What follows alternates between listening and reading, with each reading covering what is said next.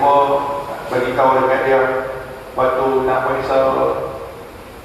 Ni merisau kan? Nak merisau banyakkan baca surah Inna A'tayna, surah Alam Nashrah tu wajib kan?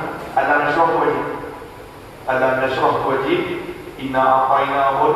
Kemudian letak kat kepala ni, tetap dia baca. Jangan risau tu kan, yang saya sebut ni semua hafal. Inna A'tayna hafal.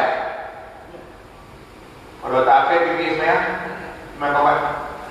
Inna A'tayna Alam Nashrah hafal tak? Akan tak hafal Alam Nashrah dengan Sadrak kan hafal. Tapi nanti letak kat kepala tentang selawat 3 kali. Banyak kali kenapa? Tak semestinya 3 kali. Allahumma shalli ala sayyidina Muhammad, Allahumma shalli ala sayyidina Muhammad, Allahumma shalli ala sayyidina Muhammad. Kemudian baca apa? Ni tuan-tuan mesti apa? Sanuqri'uka fala tansa. Ada surah Sabi sekarang bika al-a'la tu tak kata tuan dapat. Kan tuan-tuan tu baca setiap kali Ramadan tu solat zikir.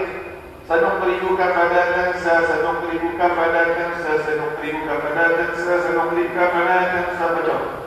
Betul. Mudah-mudahan Allah Ta'ala mempermudahkan urusan kita ketika mana dan jawab soalan dan sebagainya. Buat nanti saya ramai dan alhamdulillah saya rasa macam berkesan dengan dia. Saya dah ketua ni pun dah guru.